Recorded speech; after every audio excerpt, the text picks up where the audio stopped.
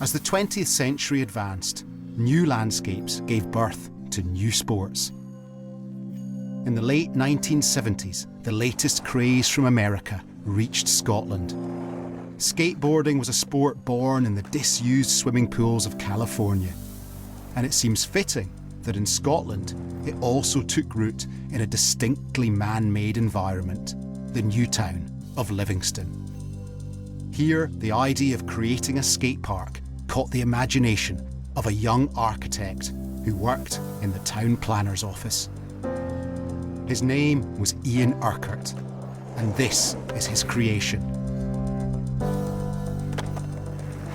His close relative, Parisa Urquhart, has come to show me around. So this is us in the half pipe now? Yep, this is the half pipe. And as you can see in the top end of the half pipe, easier to get into. Yeah. And then further down, the walls are much steeper.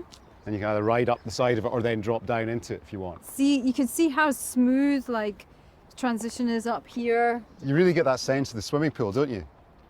I can imagine this full of water. it'd be great. Yeah. Ian was an award-winning architect. He was quite an enigmatic, quite eccentric person who was really, really into art, design. He was never a skater himself. What happened was when he went to Edinburgh College of Art, he met Dee, who became Dee Urquhart when they married, and she was really into skating. And because he loved photographing and filming the act of skating, he was as drawn to skate parks as much as Dee was. And that's how they then became pivotal in the Scottish skate scene. How did the skaters respond to him?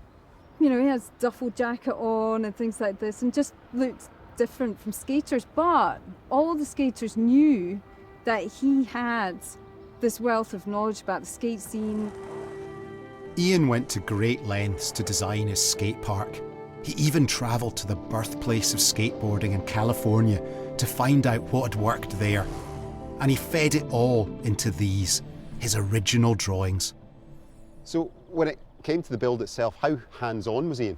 I think this is the benefit of being an architect. You always know that when you instruct something, you've got to also project manage it. And luckily, because he loved photography, he photographed every step of the way and documented it all.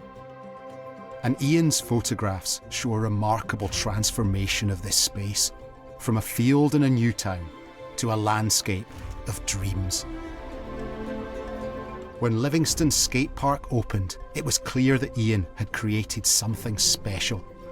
The highlights were a competition-level half-pipe and an 11-foot bowl. Nothing like it had ever been seen in Europe before. And what did Ian think once he completed it? You know, was this his kind of masterwork finally finished? By building this and all the other aspects, he totally transformed Livingston. People from all around Europe were travelling here to skate, and they stayed here for weeks on end, developing their skills. But the skate park also became a magnet for local kids. And because they were able to skate on such a lovingly designed space, some of them, like Craig Stewart, went on to become professional skaters. Craig, when did you start skating here?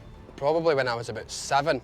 I think I found this place when I was a kid on my rollerblades, and it was one of the skateboarder parties, so it was like probably about 300 skateboarders here, and me on my wee plastic purple skates, they must have thought I was a total wee idiot, you know what I mean, getting in their way and that. Did you pick it up quickly, do you think? I really enjoyed it. I spent pretty much every day here for I was about maybe 8-year-old till I was about 24 or 25. And this place has helped you travel the world? Aye, I've been all over the world skating, man. This place is quite famous over the world as well. Like when I've been to other places and told them for Livingston, people are like actually shocked, you know, they've actually heard of this place, which is funny because other than the skate park, like I said, there's nothing here. Ian died suddenly, not long after the skate park opened, and never got to see what it would become, or the lives it would touch. But what he left behind, this landscape, has gone on to become the spiritual home of skating in Scotland. It may seem strange to think of this as a landscape, but that's exactly what it is.